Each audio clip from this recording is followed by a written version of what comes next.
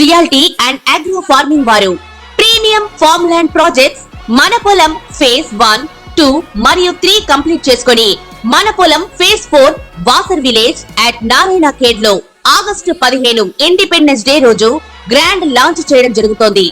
Launching మరియు independence day సందర్భంగా 5 guntas land out rate లో బుక్ చేసుకున్న వారికి 1,50,000 రూపాయల డిస్కౌంట్ తో పాటు 2 గ్రాముల గోల్డ్ ఫ్రీగా ఇస్తున్నారు. పూర్తి వివరాలకు సంప్రదించండి. ఓం మహాగణాధిపతయే నమః. ఓం గురుభ్యో నమః. ఓం శ్రీమాత్రే నమః.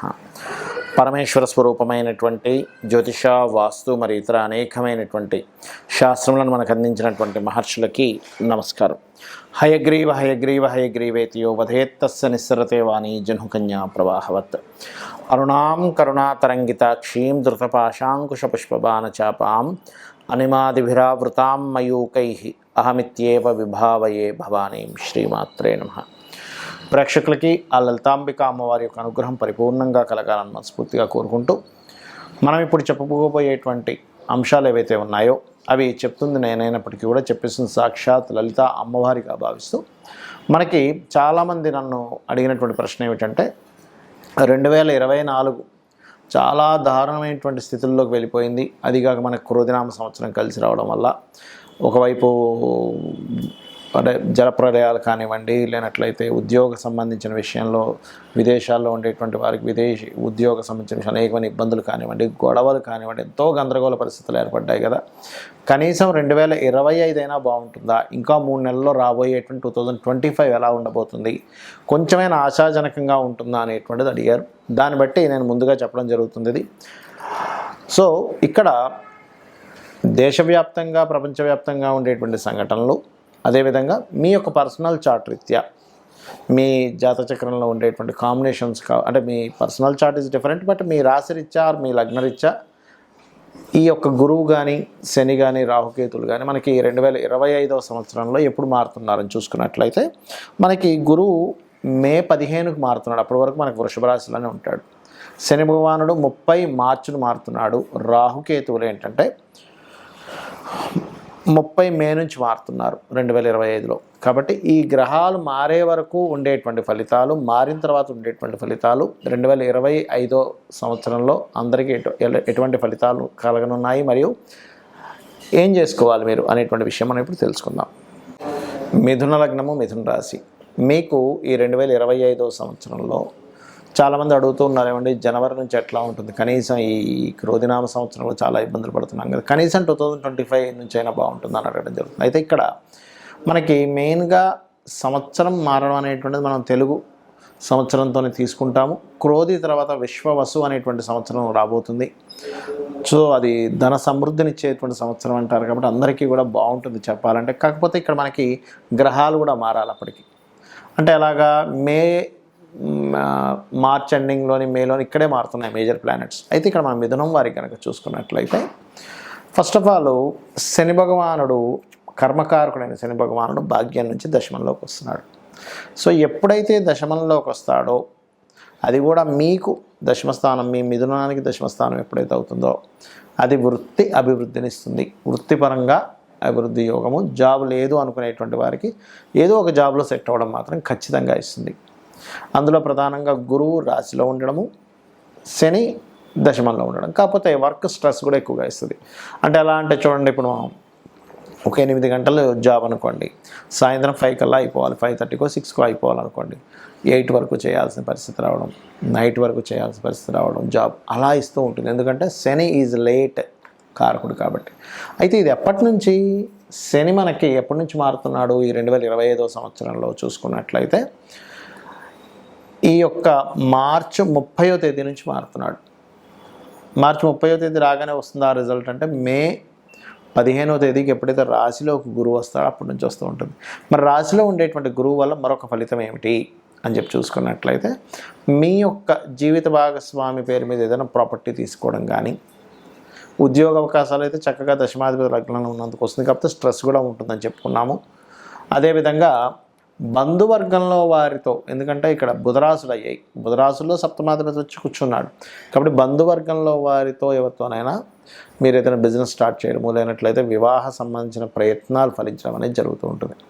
కాకపోతే మీకు ఇప్పుడు ప్రజెంట్ ఉన్న కండిషన్లో 2025 మే 30వ తేదీ వరకు కేతు 4వ స్థానంలో ఉంటున్నాడు కాబట్టి మీరు ఏదైనా చదువుకుందాం, ఏదైనా కొత్త కోర్స్ చేద్దాం అనుకుంటే మాత్రం మే 30 వరకు పెద్దగా యోగించదు. మే 30 తర్వాత అద్భుతంగా యోగిస్తుంది, కేతు మారిపోతాడు. కాకపోతే కేతు ఎప్పుడైతే 3వ స్థానంలోకి మారుతాడో, రాహు ఎప్పుడైతే 9వ స్థానంలోకి వెళ్తాడో 2025 మే 30 నుంచి అక్కడ జరిగేటువంటి ఫలితాలు ఏమిటి, జాగ్రత్తలు ఏమిటంటే 3వ స్థానంలోకి ఎప్పుడైతే మారుతాడో ముఖ్యంగా గవర్నమెంట్ కాంట్రాక్ట్స్, గవర్నమెంట్ ఉద్యోగాలు చేసేవాళ్ళు, గవర్నమెంట్ పీపుల్తో మీరు ఏదైనా అగ్రిమెంట్ రాసుకునేటప్పుడు కొంత జాగ్రత్తగా ఉండండి. అలాగే రాహువు ఎప్పుడైతే మనకి భాగ్యస్థానంలోకి వెళ్తాడో మీరు ఆఫ్టర్ మే తర్వాత నుంచి కంటిన్యూస్గా పితృదేవతలకి ఎక్కువగా మీరు చేసుకుంటూ ఉండాలి, దేవత ఆరాధనతో పాటు. అప్పుడు మీకు బాగా కలిసి రావడం జరుగుతుంది. మరియు ఈ 9వ స్థానం ఎప్పుడైతే అయిందో అది న్యాచురల్ 11th హౌస్ కూడా అయింది కాబట్టి బిజినెస్లు అవి కాస్త ఆన్లైన్ ద్వారా చేసేటువంటి బిజినెస్లు, విదేశీ సంబంధించిన బిజినెస్లు బాగా డెవలప్ అవుతాయి. ఇక మీరు చేయవలసినటువంటి దేవతారాధన, అమ్మవారి యొక్క ఆరాధన చేయండి, అన్ని విధాలు బాగుంటుంది. 2024 కంటే 2025 విశ్వవసు అనేటువంటి సంవత్సరం క్రోధినామ సంవత్సరం కంటే చాలా బెటర్గా ఉంటుంది. ఎందుకంటే ధన సమృద్ధి యోగాన్ని ఇస్తుందట విశ్వవసు అంటే.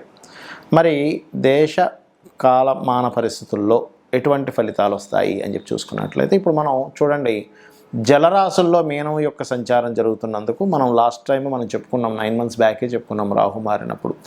జలరాశుల్లోకి రాహు వచ్చాడు. Rahu is the drastic related సంబంధించిన వాటికి కారకుడు.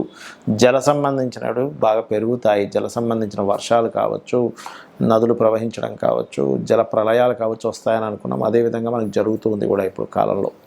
అయితే మరి ఎప్పుడైతే మీకు రాహుకేతువులు మారుతారో మే 30వ తేదీ నుంచి అక్కడ చాలా మట్టుకు ఈ మే తర్వాత వచ్చేటువంటి నెక్స్ట్ ఇయర్ 2025 మే తర్వాత వచ్చేవి చాలా అట్లాంటివి జరగవు చాలా మటుకు.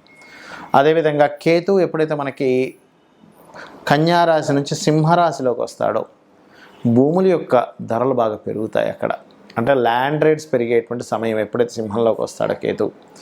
మరి సింహంలోకి వచ్చిన కేతువు ఏం చేస్తాడండి, కొన్ని అధికారాల్లో ఉండేటువంటి కొంతమందిని బదిలీ చేస్తాడు. అది ఎంపీ లెవెల్ కావచ్చు, ఎమ్మెల్యే లెవెల్ కావచ్చు, సీఎం లెవెల్ కావచ్చు, పిఎం లెవెల్లో కావచ్చు.